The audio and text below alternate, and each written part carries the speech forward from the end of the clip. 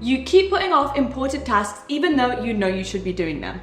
Any single time you start making progress in the gym, you stop going. You set unrealistic standards for yourself and refuse to do anything unless it's perfect. You're literally standing in the way of your own progression. If somebody else was out here flaking on you like this, you would probably think that they hate you. So why are we treating ourselves like this? One thing that isn't discussed enough is that yes, when you're trying to become the dream version of yourself, you need to put in all of the work and you need to be disciplined, but also you need to work on yourself internally so that when you do finally get into a good space or start receiving all of the things that you dreamt of, you feel secure enough in yourself that you don't then start to sabotage them. So in this video, I'm going to be sharing all of the unique forms of self-sabotage that a lot of the time you probably don't even realize that you're doing, and then all of the ways that you can overcome them to stop self-sabotaging in your life. But before we get into it, make sure to check out all of the links below in my description because my self-love guide book just came out and is available to order worldwide on Amazon. It's called Buy Yourself the Damn Flowers and is a practical guide to learning how to achieve self-love in all areas of your life. And down below you can also find my Instagram, my Snapchat, my TikTok, my other YouTube channels, my podcast, Self-Obsessed, where there's like a whole other bunch of exclusive self-development advice on becoming the most powerful and self-obsessed self over there. And finally, this video has been brought to you by Thea Study. If you didn't already know, then get to know, because Thea Study is going to save you if you are in a period of your life where you're in school, university, and you need to study. This is a new tool designed to help students work smarter and not harder. Thea Study is known for helping students master true understanding of whatever they're studying and their subject rather than just memorizing information, which at the end of the day is going to help you get better grades. When looking into Thea Study myself, I have to say that my favorite feature of this platform is the Smart Study feature. This uses spaced repetition and requires students to actively recall what they are studying. And the reason I love this so much is because I had to do this myself back when I was in school, and I honestly think that this is the most effective studying method to be able to get up to those A grades. So I'm so glad that this is an entire section of the Thea Study platform.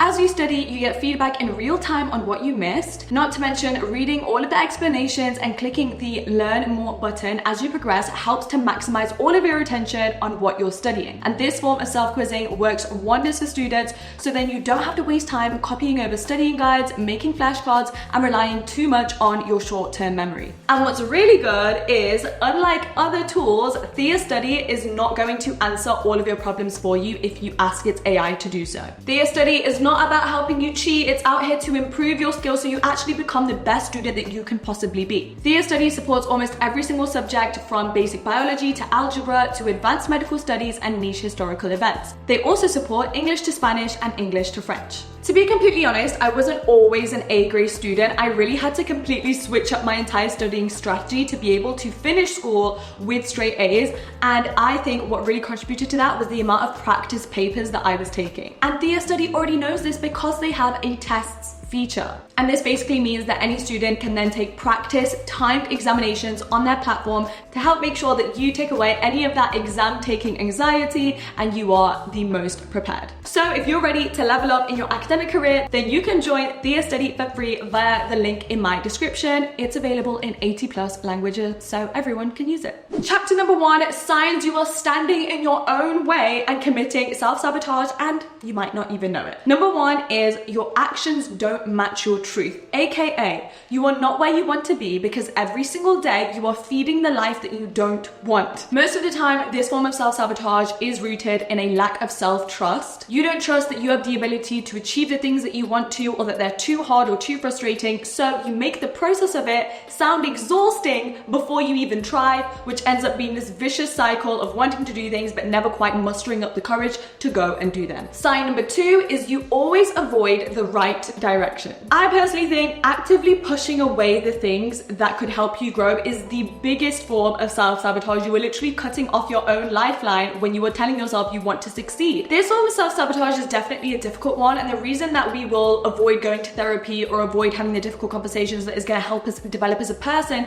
is because our subconscious, and this is true for literally everyone, this is not a you problem, is so addicted to and attached to the familiarity of the life that we've had so far that it has difficulty just just comprehending trying to be someone else or living a different life. There's a lot of fear around that, and it just wants things to stay the same all the time. And if you don't actively work on shifting your subconscious and visualizing your dream life and really making that your new normal and your new familiarity, then your subconscious is always going to ground you and take you back to where you were before, which then manifests as self-sabotaging in your real physical life. Sign number 3, you believe everything will fail or everything is hard and nothing comes easy.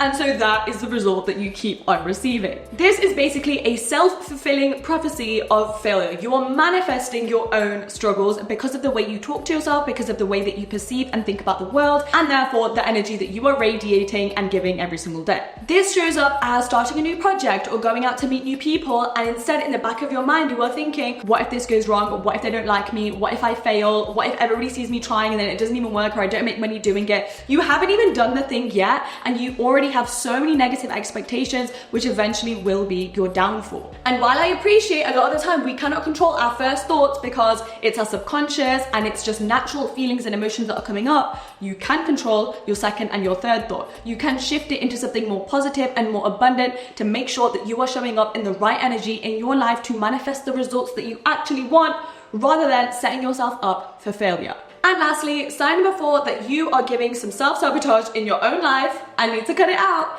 is chronic indecision. Your inability to make decisions can keep you stuck in this toxic cycle of analysis paralysis. And while you are stuck in doing all of this overthinking in every single thing you're going to do in your life, somebody else has taken that idea and they are already doing it. They are halfway in the process to achieving that thing while you are still thinking about whether you can even do it. And it's not your fault. You don't know that it's wrong and you don't know that it's holding you back, because in your mind it's a form of self-protection. You don't want to waste your time, you don't want to make the wrong decision, you don't want to go down the wrong path, but all of those things you don't want to do are ultimately sabotaging your process, because in order to win you need to try and you need to fail. And by the way, if you're struggling with this, I have an entire podcast episode on failure that's really going to help you shift your mindset on this. The irony of this type of self-sabotage is that by refusing to make a decision, you are making a decision, which is the decision to not move forward. Okay, enough of making you feel bad about yourself. We are not about that over here. So let's move on to chapter number 2, which is the cause of your self-sabotage. Because once you identify the cause, you can work backwards from it and undo all of that damage to become the best version of yourself. Now, you could say there are so many different causes of self-sabotage: perfectionism, negative core beliefs, insecurities, the need for external validation, blah, blah, blah. We hear all of this information all of the time, but I believe there's actually only one cause of self-sabotage which is true for everybody. And it's the fear of being hurt,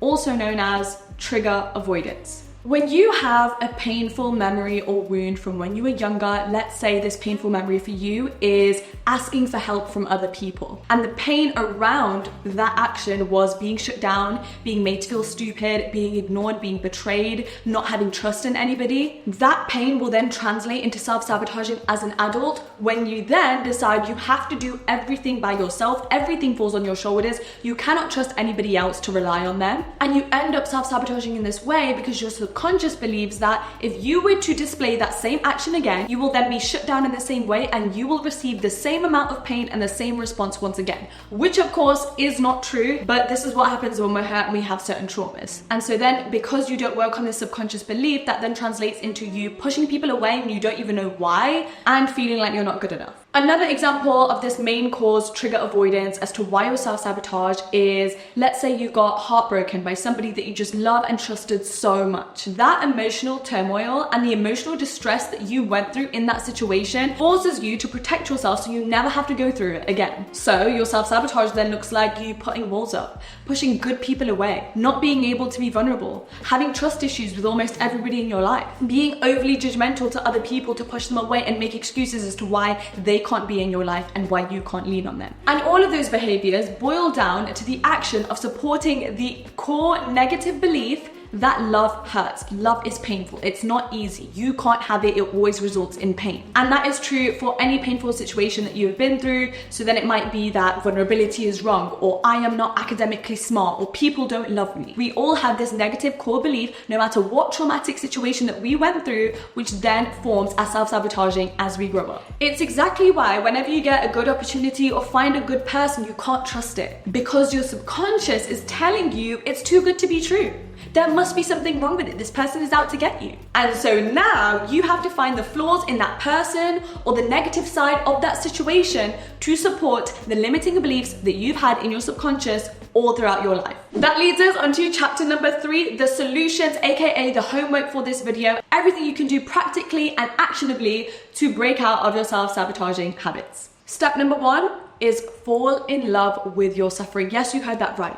Because we know that the main cause of self-sabotaging is trying to avoid pain, trying to get away from the painful consequences that we lived through when we were younger, and then doing the actions to make sure that we don't have to go through it again. And so the opposite of that, and the solution to overcoming this entire toxic cycle of back and forth, is to instead embrace the pain. And I know that might sound really weird and really dumb in your opinion, but think about it. Painful experiences are always catalysts for growth. Think about it this way. The last hard situation that you just got through, do you think you 5 years ago would have been able to do that? No, because all of the knowledge and all of the emotional experience that you have gained through every challenge you've gone through in this life has equipped you to deal with your most recent ones. The first time that you went through a friendship breakup or got betrayed by somebody, you then knew what standards to set and what to look out for in all of the friendships that you made a few years later. It makes you stronger and wiser. It's literally the purpose of life. And that links to my next point, which is that pain gives us so much clarity and so much information about what we want in our lives. If somebody has pushed you away, if you have failed academically, it helps you regroup your thoughts and think, does this matter for me? Do I want to run head first into this situation again, or do I want to direct my attention somewhere else? And on this subject of embracing your suffering and falling in love with it, I have to talk about the power in being disliked. I used to run away from this so much, and I used to mirror other people or people please to make sure that people didn't think I was this villain, or that they couldn't be friends with me, or that they didn't like me, or that I was a no.